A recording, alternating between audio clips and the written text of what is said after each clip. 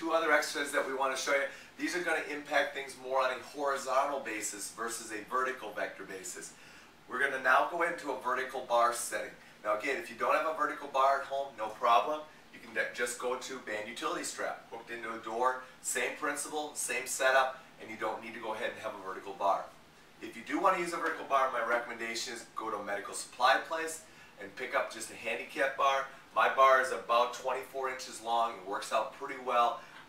And I place it right in the middle, about 18 inches off the floor on up, so it covers most of our body width and length. That said, we're going to go into a new exercise. Now, Kenzie's has the same red band, just wrapped around the bar, not attached to it, but just wrapped around it. She's going to position herself into that same squat and parallel stance position, getting ready to do what we call squat pull. She's going to lengthen herself out by going into the squat and then come up pulling, squeezing it, and then dropping back down. Her whole ability to be able to stabilize through her hips, come on up, and pull back down. Keep on going, Kenzie, and just knock those out, is to go ahead and make sure that she can pull back, learn how to extend her hips and extend her shoulder or scapula to get good scapular retraction and good hip extension. Two very important movements that need to be integrated very early in a young athlete's career. From there, we're going to now go into a push, and what we're going to do is simply loop the band through and link it on like we would any other time. Because now what Kenzie's going to do is she's going to come inside the band, she's going to get her hands a good shoulder width apart, and she's going to set her feet. Now, I really like this exercise a lot for young athletes because it's going to make them engage their trunk. It's going to have to keep them learning how to be stable in an upright position, loading through their front foot, but more importantly, loading through their back foot, just like they would with acceleration or pushing off to run.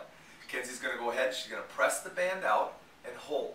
She wants to press about shoulder height, not get it too high, and keep it there. At this point, she's really engaging through her back leg and hip, stabilizing as well as through her trunk. So she's really teaching how to integrate from her trunk all the way through her hip. She brings the band back slowly and then presses back out again and stabilizes. Bring it back slowly. I really want her to emphasize it. Stabilize, lock out, and then really control it coming back, not letting the band whip her back and having her go into too much lumbar extension or low back extension. She can easily switch feet if she prefers. Now, she brings her feet parallel and sets herself. She's going to have to go into more of a squat. This is a much tougher position. I recommend you start with staggered feet first. She's going to have to bend her hips a little bit, and now as she pushes, she'll come out of that squat and hold, and then drop back into it as she comes into it. So it's a little bit of a squat press. I recommend, again, you go to staggered stance. The final exercise, she's going to drop it right into her hip. She's going to put her left leg out in front, and we're going to do what's called horizontal vector split squats. This is going to teach her how to stabilize while she's getting a horizontal vector.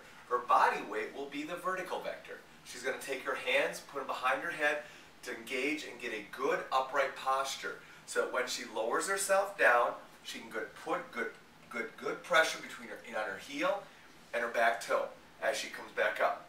Very important. The more effective their upper body posture is, the more effective the hip and the low back leg are going to lengthen and stabilize.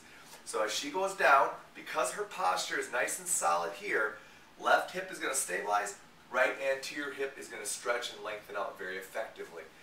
Excellent exercise called the split squat, horizontal vector coming through the band this way, vertical vector with her body, and she learns how to stabilize very effectively in that staggered stance.